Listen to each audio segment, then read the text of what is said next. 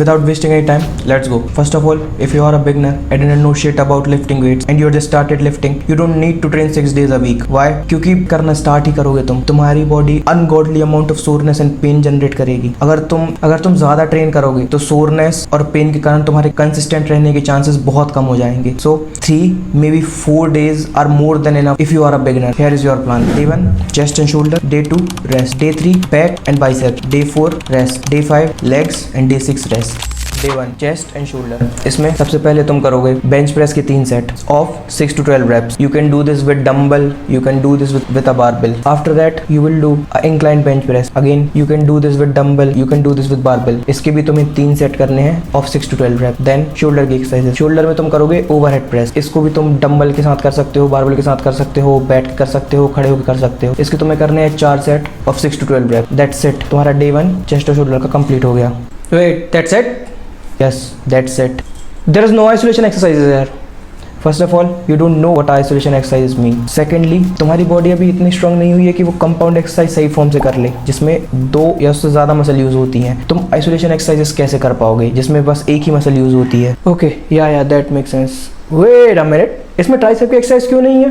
Bench press और overhead press में tricep बहुत अच्छा स्टिमुलेट हो जाता है। तुम्हें अभी ट्राइसेप आइसोलेशन एक्सरसाइज करने की कोई ज़रूरत नहीं है। Okay, after resting this is day 3 back and biceps. So इसमें सबसे पहले तुम करोगे पुलअप। हाँ, पुलअप। मुझे पता है तुमसे अभी पुलअप का पी भी नहीं होगा। So you can use a supporting machine. अगर तुम्हारे जिम में वो नहीं है तो रेजिस्टेंट बैंड लगाओ, अपने पैर में फंसा के उससे ऊपर जाने का ट्राई करो। अगर रेजिस्टेंस बैंड से भी नहीं हो रहा है तो एक स्टूल लो, अपने आप को स्टूल से पुश करो ऊपर और स्लो नेगेटिव, मतलब ऊपर पुश करो और धीरे धीरे नीचे आओ। इसके 3 सेट करो जितने रैप हो रहे हो। अगर एक भी नहीं हो रहा तो लेट पुल डाउन कर सकते हो तुम 3 सेट्स ऑफ 6 to 12 reps। हाँ, उसमें बस याद रखना कि ज़्यादा वाइड ग्रिप नहीं पकड़ना अपन को, न्यूट्रल शोल्डर विड्थ से जस्ट थोड़ा बाहर। उसके बाद बारबेल रोज के 3 sets of 6 to 12 reps। Again form सही करने पर ध्यान रखना, वेट उठाने की अभी कोई ज़रूरत नहीं है। देन डेडलिफ्ट के 3 सेट्स ऑफ 6 to 12 reps। मुझे पता है अभी बिल्कुल वेट नहीं जाएगा तुमसे, तो एम्प्टी बारबेल से करो। कोई जज नहीं कर रहा है तुम्हें, सबने कहीं ना कहीं से स्टार्ट किया है। फॉर्म सही करने के लिए 2 से 3 प्लेट का स्टैक बनाओ दोनों तरफ, उस पर बारबेल रखो और उतनी हाइट पर डेडलिफ्ट मारो।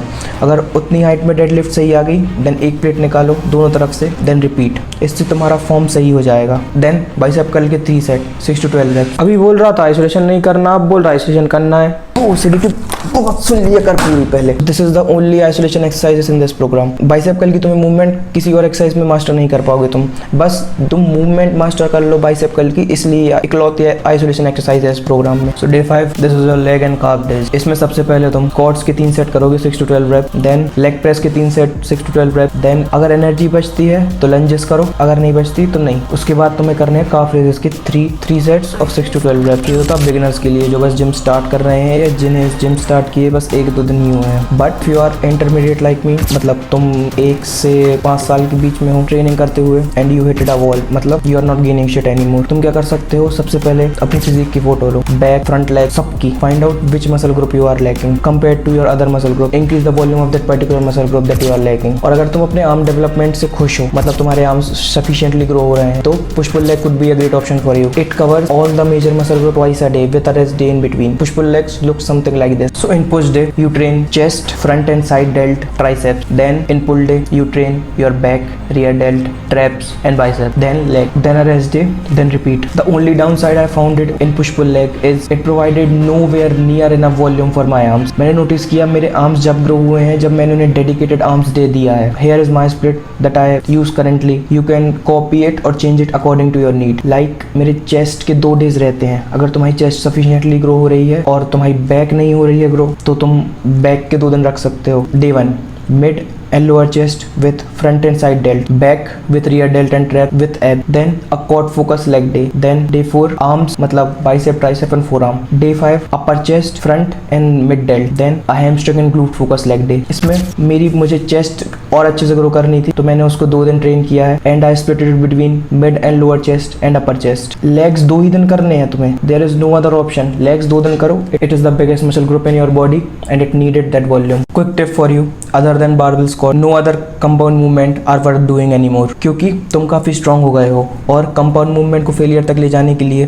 तुम्हें बहुत हैवी वेट उठाना पड़ेगा, और उसे फेलियर तक पुश करने में तुम जितने फटीक हो जाओगे उतना उन एक्सरसाइज से मसल स्टिमुलेशन तुम्हें नहीं मिलेगा। सो अगर तुम्हारा गोल एक एस्थेटिक बॉडी बिल्ड करना है तो I think you should avoid doing deadlifts, bench presses in every session of your workout. और एक और बात, अगर तुम बहुत हैवी वेट उठाओगे हर दिन तो तुम्हारे जॉइंट्स पर भी असर पड़ेगा। Joint health is very fucking important. Avoid doing compound movement in every session. Subscribe to join the tribe of self improvement. Push yourself, build value, share it with others. Push yourself, build value, share it with others. Rinse and repeat, and I will see you in the next one. Peace.